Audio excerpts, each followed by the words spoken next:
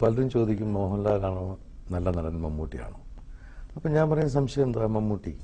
അപ്പോൾ കാരണം എന്താ, ഞാൻ പറയും 7-8 നമ്പറുകൾ കൈവശമുള്ള മോഹൻലാലിൻ്റെ അടുത്ത് വെറും 1-2 നമ്പർ വെച്ച് അടിച്ച് നിൽക്കുന്നില്ല ഇദ്ദേഹം എന്ന് പറയുമായിരുന്നു.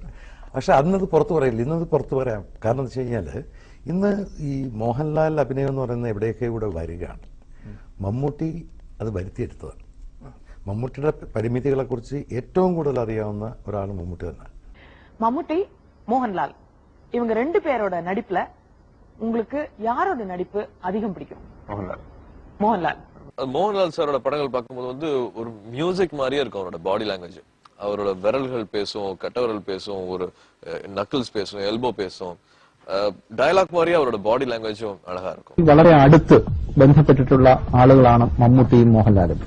ഈ നടന്മാരെന്ന നിലയിൽ താങ്കൾ ഇവരെ രണ്ടുപേരെയും കൂടെ തുലനം ചെയ്താൽ ആർക്കായിരിക്കും അഭിനയത്തിന്റെ കാര്യത്തിൽ തികവ്? ഒരു ആക്ടർ എന്നുള്ള നിലയിൽ മമ്മൂട്ടിക്ക് പല ലിമിറ്റേഷൻസും ഉണ്ട്, ഇല്ലെന്ന് പറഞ്ഞ കാര്യമൊന്നുമില്ല. മോഹൻലാലാണ് ഇന്ത്യ കണ്ട, അത് അദ്ദേഹത്തിന്റെ എന്റെ വ്യക്തിപരമായ ബന്ധങ്ങൾ പറഞ്ഞല്ല, ഇന്ത്യയിൽ കണ്ടിട്ടുള്ള ഒരു ഏറ്റവും വലിയ നടൻ ആക്ടർ എന്ന് പറയുന്നത് മോഹൻലാലാണ്. ഒരു സംശയമില്ല.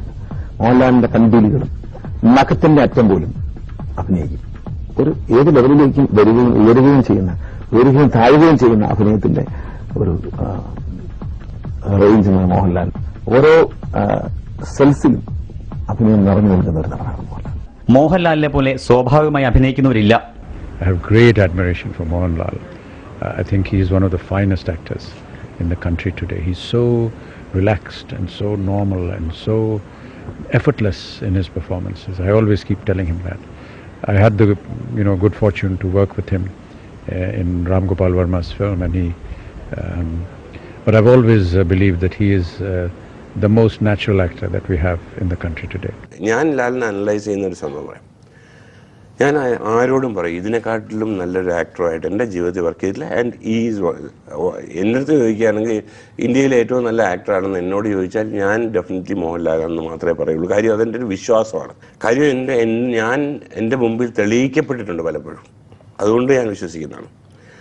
ആൻഡ് മണിരത്നം പോലുള്ള ഡയറക്ടേഴ്സ് എന്നോട് പറഞ്ഞിട്ടുണ്ട് ഞാനിനി ഇയാളെ വെച്ച് പടം എടുക്കില്ല. ഞാൻ ചോദിച്ചു അല്ല, കട്ട് പറയാൻ നമ്മൾ മറന്നുപോയി, കണ്ടുകൊണ്ട് നിൽക്കൂ. ഒരു ഡയറക്ടർ എന്നുള്ള പൊസിഷൻ വിട്ടുപോകുന്നു. ഹൗ ഡിഡ് യു മാനേജ് എന്നുള്ള ചോദിച്ചിട്ടുണ്ട്. So definitely is a great actor.